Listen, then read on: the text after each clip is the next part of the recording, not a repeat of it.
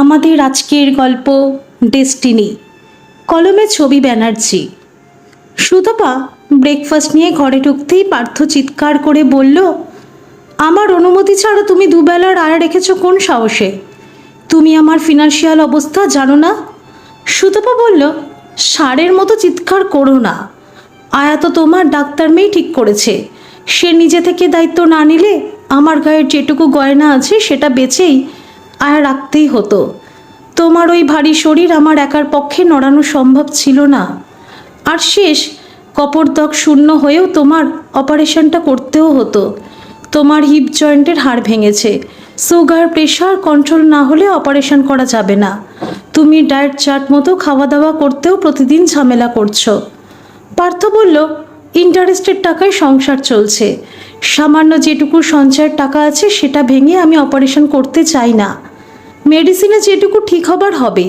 তুমি তো জানো আমার সমস্ত সঞ্চয়ের কাগজ, অ্যাকাউন্টের সব টাকার সঙ্গে তোমার গয়নাগুলো সে কুলাঙ্গার সব চুরি করে নিয়ে আমাকে পথে বসিয়ে গেছে। সুতপা বলল, তুমি অবুঝের মতো কেন জেদ করছো? অপারেশন না করলে তুমি হেঁটে চলে বেড়াতে পারবে না। আর এত ভাবছই বা কেন? তোমার মেয়ে জামাই দুজনেই ডাক্তার। তুমি অনেক খরচ করে মেয়েকে ডাক্তারি পড়িয়ে প্রতিষ্ঠিত করেছো। আমাদের মেয়ে খুশি মনে যখন তার বাবার দায়িত্ব নিতে চাইছে তখন তুমি এত আপত্তি কেন করছো? কুলাঙ্গার যাকে বলছো সে তো তোমার বন্ধুর ছেলে। তাকে তুমি যেমন সন্তান স্নেহে বড় করেছো, তেমন আমিও বাবাইকে মাতৃস্নেহে বড় করেছি। ওকে প্রতিষ্ঠিত করতে আমি কম চেষ্টা তো করিনি। সে অকৃতজ্ঞ হলে তো করার কিছু নেই। আজ কতদিন হয়ে গেল সে কোনো যোগাযোগ রাখে না। বাবাই যতই অপরাধী করুক না কেন, আমি জানি তার ভালো থাকার খবর শুনলে তোমার সব রাগ অভিমান জল হয়ে যাবে। তোমার সর্বস্ব তোমার বন্ধুর ছেলে নিয়ে গেছে জেনে তোমার যতটা না কষ্ট হচ্ছে তার দ্বিগুণ কষ্ট হচ্ছে সে তোমার সঙ্গে যোগাযোগ রাখছে না বলে। পার্থ বলল, আমি পরের অনুগ্রহ কিছুতেই নেব না। তুমি কাকে পর বলছো? পার্থ বলল, তোমার মেয়ে অনুষ্কাকে। সুতপা বলল, শুধু কন্যা সন্তান বলে ওকে তুমি পর করছো? পার্থ কিছুক্ষণ স্ত্রীর দিকে চেয়ে বলল, সুতপা, এত বছর ধরে তোমার অভিনয়টা সত্যি প্রশংসনীয়। তুমি খুব ভালো করে জানো অনুষ্কা আমার ঔরসজাত মেয়ে নয়। সুতপা বলল, অভিনয় তোমার দক্ষতাও আমার থেকে কিছু কম নয়। বাবাই যে তোমারই ঔরসজাত সন্তান সেটা আমি ওর 5 বছর বয়সেই জানতে পেরেছিলাম। তোমার নামের সঙ্গে নাম মিলিয়ে ওর ভালো নাম কেন তুমি তীর্থ রেখেছিলে সেটাও বুঝেছিলাম। কিভাবে জেনেছিলাম সে কথায় পরে আসছি, কিন্তু অনুষ্কা যে তোমার ঔরসজাত মেয়ে নয় সেটা তো তোমার জানার কথা নয়। ডেটের মাত্র 15 দিন আগেও জন্মেছিল। এটা তো খুব স্বাভাবিক ব্যাপার ছিল। পার্থ বলল, ওর জন্মানোর 1 বছর পর আমি ডিএনএ টেস্ট করেছিলাম। হ্যাঁ, ডেটের 15 দিন আগে বাচ্চা জন্মানো একটা কারণ তো ছিলই। তোমার বোধহয় একটা কথা মনে আছে, ফুলশয্যার রাতে আমি বলেছিলাম আমি খুব তাড়াতাড়ি সন্তান নিতে চাই না, কিন্তু বিয়ের পর অষ্টমঙ্গলা থেকে ফিরে এসে আমাদের প্রথম সহবাসের সময় তোমার আগ্রহ বেশি ছিল। সেই সময় তুমি ইচ্ছে করেই কোনো সাবধানতা নাওনি। হিসেব মতো সেই মাস থেকেই তুমি সন্তান সম্ভাবনা হওয়াতেই আমার সন্দেহ হয়। এই যুগে শিক্ষিতা মেয়ে হয়েও বিয়ের মাস থেকে সন্তান ধারণ কেন জানি না মন থেকে মেনে নিতে পারছিলাম না। বাচ্চাটাকে ভ্রূণ অবস্থায় অ্যাবর্শন করার কথা বলে বারবার তোমাকে অনুরোধও করেছিলাম, কিন্তু তুমি তীব্রভাবে প্রতিবাদ করেছিলে। তারপরেই আমি নিশ্চিত ছিলাম বাচ্চাটা আমার নয়। সুতপা বলল, জেনেই যখন গেছো তখন বলছি, আমি পরিস্থিতি ও ভুল বোঝাবুঝির শিকার। কলেজে পড়ার সময় অতনু বলে একটা ছেলেকে আমি ভালোবাসতাম। কাছাকাছি বাড়ি ছিল বলে ছোট থেকে যোগাযোগ ছিল। অতনুর বাড়ির অবস্থা ভালো ছিল না, বিধবা মা ছাড়া ওর কেউ ছিল না। কিন্তু অতনু লেখাপড়ায় ব্রাইট ছিল। এমএতে ফার্স্ট ক্লাস করে একটা কলেজে পার্ট টাইম চাকরির সঙ্গেও টিউশনি করত, আর হন্যে হয়ে চাকরির চেষ্টা করত। ওই অবস্থায় আমি ওকে বিয়ে করতেও রাজি ছিলাম। কারণ কেন জানি না বাবা তখন উঠে পড়ে আমার বিয়ের চেষ্টা করছিল। অতনু সব শুনে বিয়েতে রাজিও ছিল। আমাদের 2-3 বার দৈহিক সম্পর্ক হয়েছিল। সেই সময় আমার বিয়ে ফাইনাল পরীক্ষাও শেষ হয়েছিল। কথা ছিল আমরা 1 সপ্তাহের মধ্যেই বিয়ে করে বাড়িতে জানাবো। আমার বাড়িতে কেউ একজন আমাদের ঘনিষ্ঠ মেলামেশার কথা বাবার কানে তুলে দিয়েছিল। তোমাদের বাড়ি থেকে 4 মাস আগে অযাচিতভাবে বিয়ের একটা সম্বন্ধ এসেছিল। তোমার বাবা মার সঙ্গে তুমিও দেখতে এসেছিলে। সেই সময় আমি মুখ গম্ভীর করে থাকলেও তোমার চোখে মুগ্ধতা দেখেছিলাম। বাবা এই সম্বন্ধে নিমরাজি ছিল, শুধু আমার বিয়ে ফাইনাল পরীক্ষা কমপ্লিট করার পর ভেবে দেখবেই বলেছিল। আমিও হাঁপ ছেড়ে বেঁচেছিলাম। আমি দেখতে সুন্দরী আর লেখাপড়াতেও বড়বার ভালো ছিলাম বলে আমাকে নিয়ে আমার বাবার অনেক স্বপ্ন ছিল। আমাকে প্রতিষ্ঠিত না করে বাবার বিয়ে দেওয়ার ইচ্ছেও ছিল না। আমার 7 বছরের বড় দিদি মধ্যমেধার ছিল। কোনো রকমের গ্র্যাজুয়েশন কমপ্লিট করার পর তার বিয়ে হয়। সেদিন বাড়ি ঢুকতেই বাবা বলল, আমি ওই ছেলেটির সঙ্গে তোর বিয়ের দিন ফাইনাল করেছি। ঠিক 15 দিন পরই তোর বিয়ে। এই কটা দিন বাড়ি থেকে তোর বেরোনো বন্ধ। আমি বললাম, বাবা আমি মাস্টার ডিগ্রি কমপ্লিট না করে কিছুতেই বিয়ে করব না। বাবা বলল, একদম মুখের ওপর কথা বলবি না। তোকে আমি যথেষ্ট স্বাধীনতা দিয়েছিলাম, তুই সেটার অপব্যবহার করেছিস। 4 মাস আগে যে সম্বন্ধটা এসেছিল তাদের পরিবারও ছেলেটিকে আমার পছন্দ হলেও ভেবে দেখব বলেছিলাম, কিন্তু এখন সিদ্ধান্ত নিতে বাধ্য করেছিস তুই। লেখাপড়ার নামে একটা বেকার ছেলের সঙ্গে তোর চড়ে বেড়ানোর সব খবর আমার কানে এসেছে। আর একটা কথা শুনে রাখ, আজ থেকে তোর ফোন আমার কাছেই থাকবে। বিয়ের পর সিম চেঞ্জ করে ফোনটা পাবি। সেই 15 দিন আমি একরকম গৃহবন্দী ও বাবা মার নজরবন্দি ছিলাম। অতনুর সঙ্গে যোগাযোগ করার কোনো উপায় ছিল না। তবু আমি শেষ চেষ্টা করে মাকে সবটা বলেছিলাম। মা বলেছিল, অতনু এখনও বেকার, চাকরি পাওয়া অনিশ্চিত, বাড়ির অবস্থাও ভালো নয়। বিয়ের আগে ওরকম একটু একটু মেলামেশা অনেকেরই থাকে। বিয়েটা কোনো ছেলে খেলার ব্যাপার নয়। আবেগের বশে একটা বেকার ছেলেকে বিয়ে করে ফেলাটা খুব সহজ হলেও তার পরিণতি কখনো ভালো হবে না।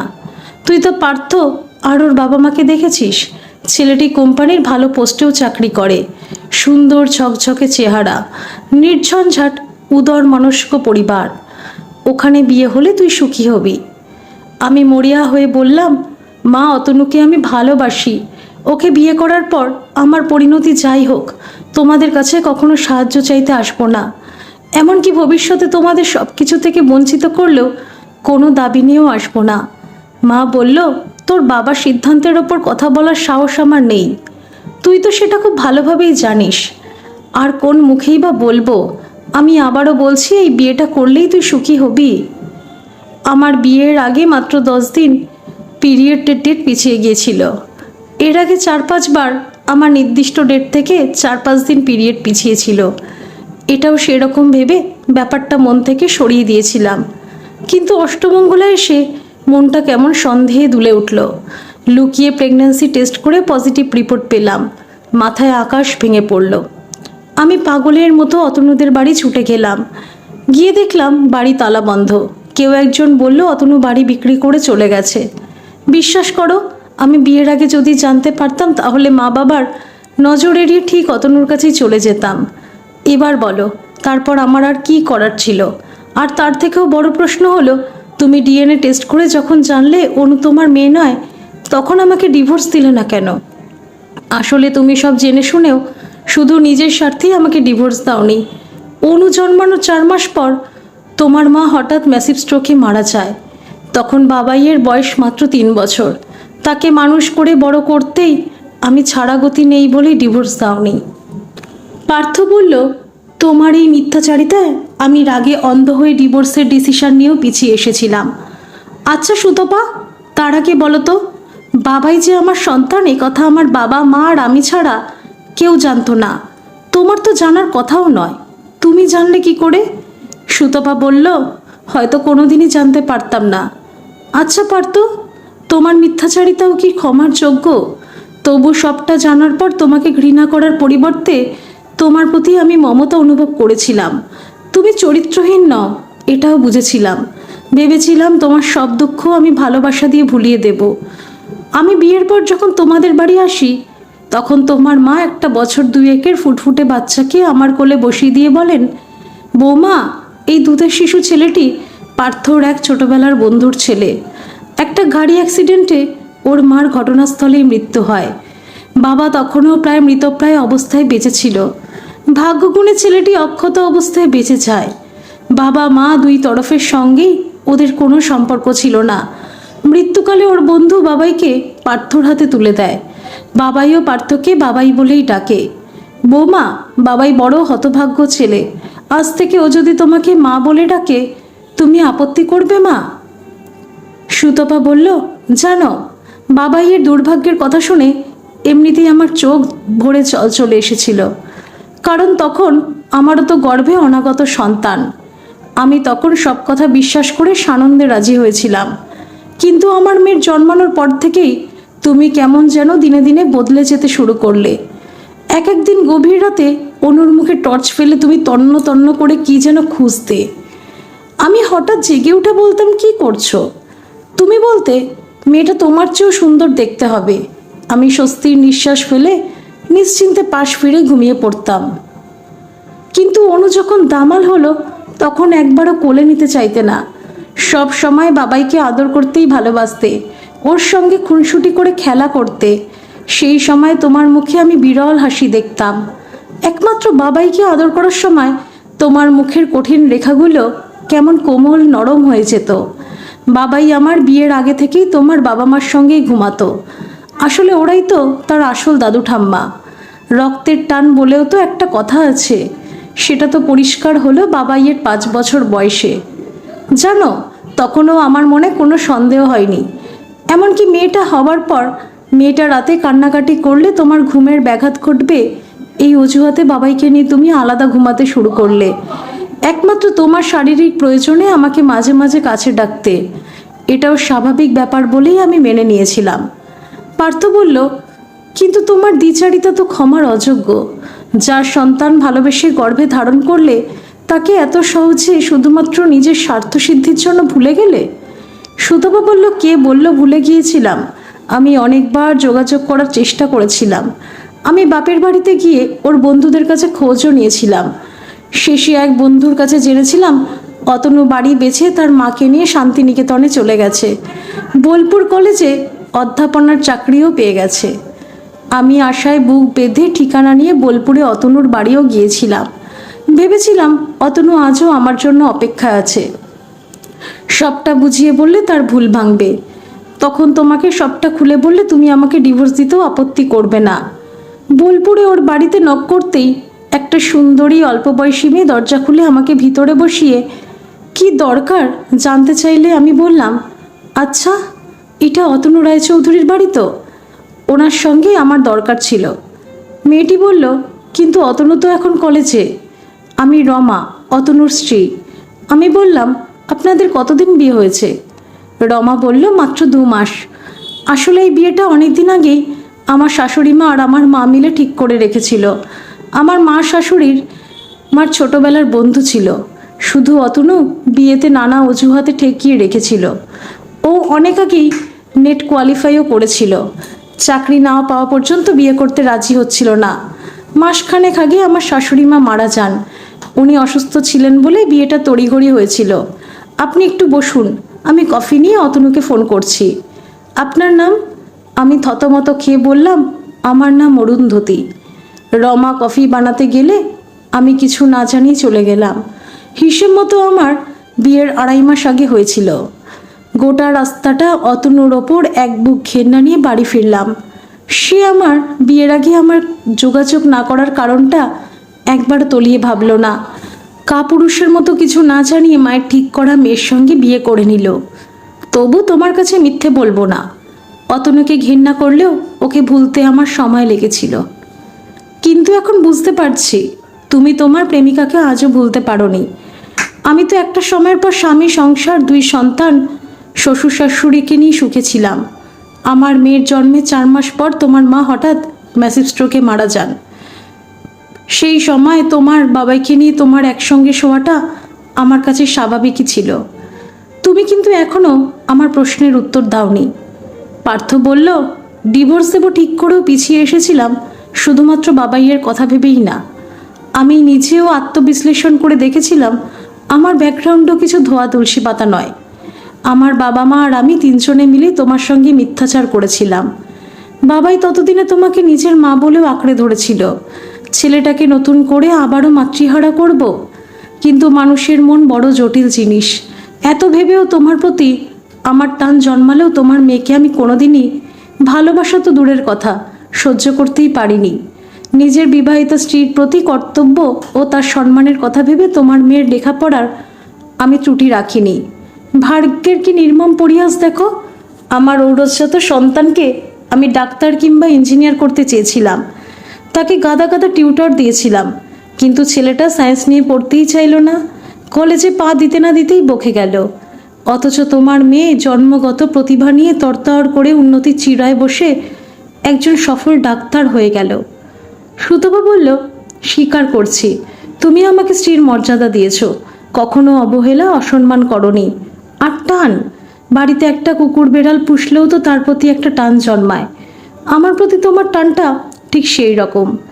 একই সঙ্গে তোমার ছেলে মায়ের ভালোবাসা নিয়েও বড় হবে, আর তোমার নিজের শারীরিক চাহিদাও মিটবে। এই ভেবেই আমাকে ডিভোর্স দাওনি, অথচ এত বছর ধরে তোমার প্রতি আমি একনিষ্ঠই ছিলাম।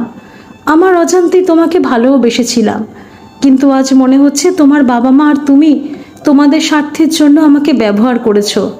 বিয়ের পরেই আমি বাবাইকে নামানো, খাওয়ানো, গল্প বলে ঘুম পাড়ানোর সব দায়িত্ব হাসি মুখেই নিয়েছিলাম। বাবাই তোমার নিজের ছেলে এটা জানার আগেও নিয়েছিলাম, জানার পরেও নিয়েছিলাম। আসলে এতদিন পর্যন্ত আমি জানতাম অনুর জন্ম বৃত্তান্ত তুমি জানো না, তাই লেখাপড়ার কারণে তুমি যখন তাকে নির্মমভাবে শাসন করতে, ছড়ি দিয়ে মেরে গায়ে কালশিটে ফেলে দিতে, তখনও তোমাকে আমি সন্তানের প্রতি কর্তব্যপরায়ণ একজন বাবাই ভাবতাম। হিসেব মতো সব জেনে তো তোমার আমাকে ঘেন্না করা অবহেলার কথা। আমি নিরুপায় হয়ে তোমাকে ঠকিয়েছিলাম, কিন্তু আমার মেয়েটা তো তোমাকে ঠকায়নি। শিশু তো ভগবানের মতো পবিত্র, ফুলের মতো সুন্দর হয়। সেই নিষ্পাপ শিশুর ওপর যখন তুমি নির্মমভাবে প্রতিশোধ নিতে, তখনও আমি ভাবতাম তুমি আদর্শ বাবার কর্তব্য করছো। অথচ মেয়েটা সব ভুলে তোমার পায়ে পায়ে ঘুরঘুর করত। ভুলেও একাধবার মিষ্টি কথা বলেও মেয়েটা বিগলিত হয়ে যেত। হয়তো পরোক্ষভাবে মেয়ের ডাক্তার হবার পিছনে তোমার এই ভূমিকাটাই ওর কাজে লেগেছে। পার্থ বলল, তুমি কিন্তু আমার প্রশ্নের এখনো উত্তর দাওনি। সুতপা বলল, বাবাইয়ের যখন 5 বছর বয়স তখন একদিন দুপুরে তোমার নামে একটা রেজিস্ট্রি খাম আসে, ওটাও আমি সই করে নিয়েছিলাম। পার্থ বলল, আমার নামে রেজিস্ট্রি খাম? কই, সেই খামটা তো আমি পাইনি।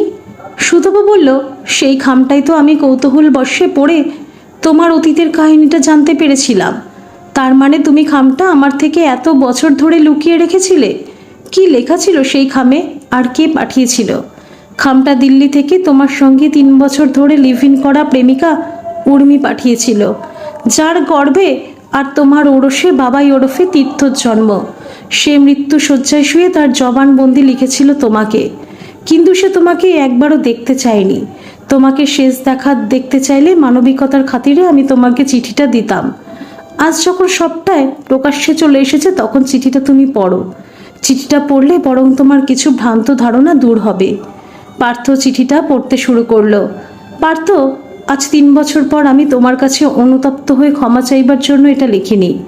তুমি ভালোবেসে আমার সঙ্গে বিয়ে করে ঘর বাঁধতে চেয়েছিলে। আমার সঙ্গে লিভ ইন করছো যেন তোমার বাবা মাও এই বিয়েতে মত দিয়েছিলেন, কিন্তু আমি তো কখনো বিয়ের মতো বন্ধন চাইনি। আমি উচ্চবিত্ত পরিবারের মেয়ে। বাবা মার দাম্পত্য জীবন দেখে বিয়ের মতো অনুষ্ঠানের প্রতি আমি ছোট থেকেই বীতশ্রদ্ধ ছিলাম। বাবার যেমন অনেক মেয়ে বন্ধু ছিল, ঠিক তেমনি আমার মায়েরও অনেক পুরুষ বন্ধু ছিল। তারা মদ, ক্লাব, পার্টি নিয়ে মেতে থাকতো, যে যা নিজের মতো স্বাধীন জীবনযাপন করত। আমি ছোটবেলায় আয়া আর বাইরের লোকজনের হাতেই মানুষ হয়েছি। এক ছাদের তলায় আমরা 3 জন মানুষ থাকলেও আমরা স্বতন্ত্র স্বাধীন জীবনে অভ্যস্ত ছিলাম। কখনো একসঙ্গে ডিনার বা লাঞ্চ করিনি। বড় হলে আমিও লেখাপড়ার সঙ্গে সঙ্গে উচ্ছৃঙ্খল জীবনে অভ্যস্ত হয়ে পড়ি। নিত্য নতুন পুরুষ বন্ধু পাল্টেছি। পুরুষদের সঙ্গে দৈহিক সম্পর্ককে শরীরের একটা অঙ্গ বলেই ভাবতাম। এটা নিয়ে আমার বাবা মাও কখনো মাথা ঘামায়নি। একমাত্র তোমার সঙ্গেই টানা 3 বছর একসঙ্গে ছিলাম। বিয়ে করা, বাচ্চা নেওয়া, এসবের বিন্দুমাত্র ইচ্ছে আমার ছিল না। বাবাই হবার পর তুমি ক্রমাগত আমাকে চাপ দিচ্ছিলে বিয়ে করার জন্য। আসলে তোমার চাওয়াটাও অস্বাভাবিক ছিল না। তুমি ছোটবেলা থেকে তোমার বাবা মার ভালোবাসা দেখেই বড় হয়েছো। বিয়েকে তুমি একটা পবিত্র বন্ধন বলেই মনে করতে, তাই আমাকে ভালোবেসে বিয়ে করে তুমি ঘর বাঁধতে চেয়েছিলে।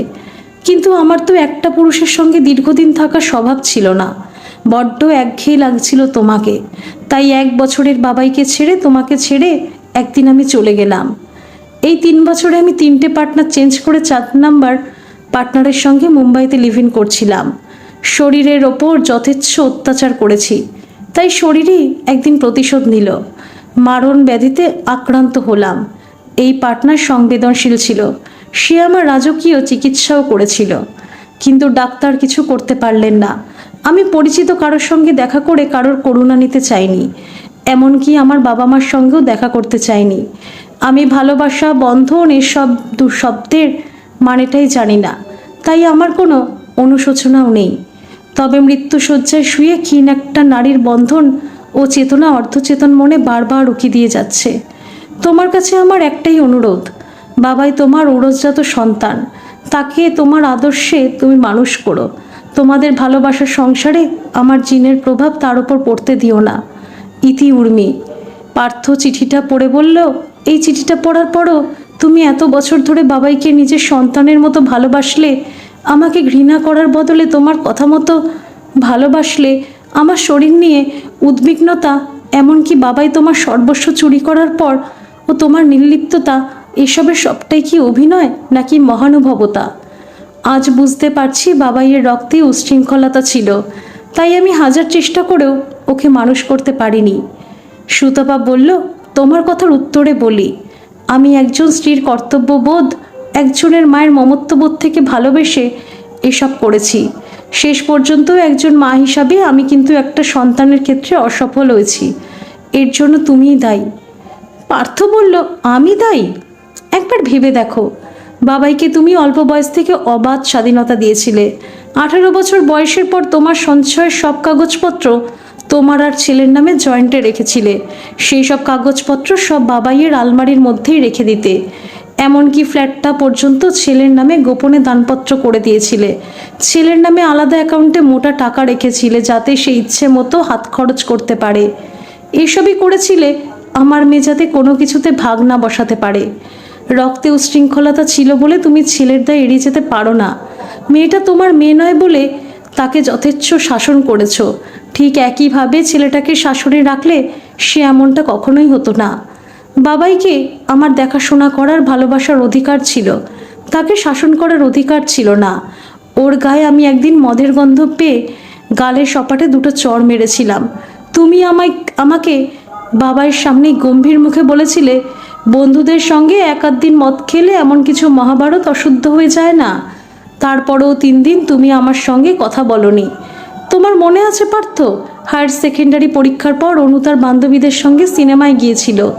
তোমার কাছ থেকে অনুমতি নেওয়ার সাহস ছিল না বলে আমার কাছে আবদার করেছিল। আমি তাকে যেতে বলেছিলাম।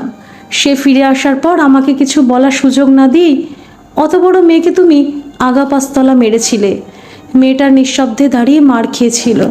আমি তোমাকে থামিয়ে বারবার করে বলে যাচ্ছিলাম আমি ওকে যেতে বলেছি। তুমি ছেড়ে দিয়ে বলেছিলে, আগে বলনি কেন? শুধু শুধু মেয়েটাকে মারলাম। সেদিন আমার খারাপ লাগলেও ভেবেছিলাম মেয়ে গোপনে সিনেমা দেখতে গিয়েছিল বলে তুমি মাথা ঠিক করতে পারোনি। আজ বুঝতে পারছি তুমি অনুকে মেরে আমার ওপর প্রতিশোধ নিতে। আসলে পারতো, এটা আমার ডেস্টিনি ছিল। আমাদের দুজনেরই চারিত্রিক কোনো দোষ ছিল না। আমি অতনুকে ভালোবেসে তাকে পাইনি, সে ভুল বুঝে চলে গিয়েছিল। আসলে সেও আমাকে ভালোবাসেনি।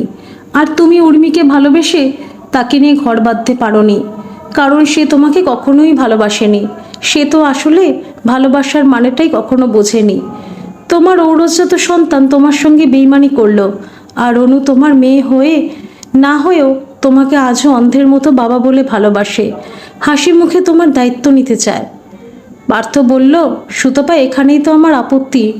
যে মেয়েটা জন্মের পর আমাকেই বাবা বলে জানলো, টলমল পায়ে বাবার কোলে ওঠার জন্য হাত বাড়ি দিত, তাকে আমি অবহেলায় দূরে সরিয়ে রেখে শুধু শুকনো কর্তব্য পালন করেছি। তার ভালোবাসা পাওয়ার আমার কোনো অধিকার কি সত্যি আছে? তুমি যদি ফুলশয্যার রাতেই সবটা খুলে বলতে, তাহলে আমাদের জীবনে এত জটিলতা আসতো না। আমি তোমাকে আন্তরিকভাবেই গ্রহণ করতে পারতাম, মেয়েটাকে ভালোবেসে কাছে টেনে নিতে পারতাম। সুতপা বলল, পার্থ, তুমিও তো তোমার অতীত জীবনের কথা আমাকে অকপটে বলতেই পারতে। বাবাইকে মৃত বন্ধুর ছেলে, তার বলে পরিচয় গোপন করার দরকার ছিল না। তোমার সঙ্গে আমার তফাৎটা কোথায় জানো? আমি সব জেনেও কখনো তোমার সঙ্গে অভিনয় করিনি। বাবাইকে আমি সন্তান স্নেহে বড় করেছি।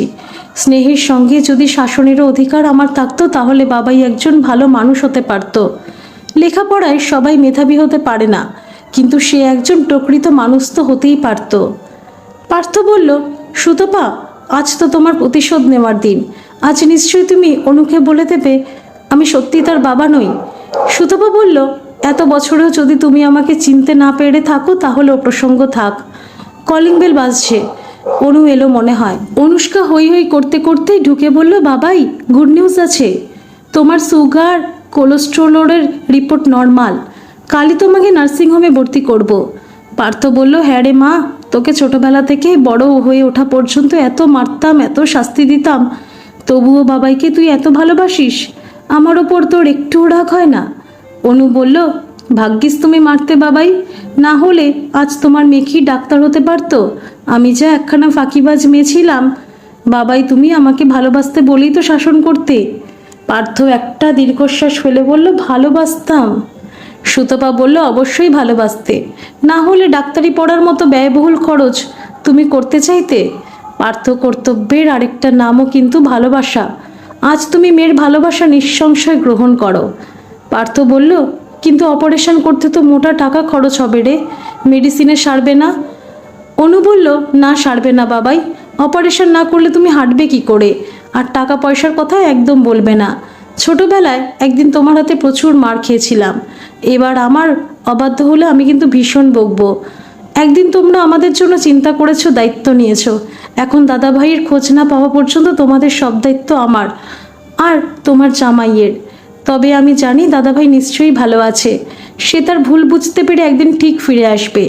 তুমি অনুমতি দিলে আমি খবরের কাগজেও বিজ্ঞাপন দেব।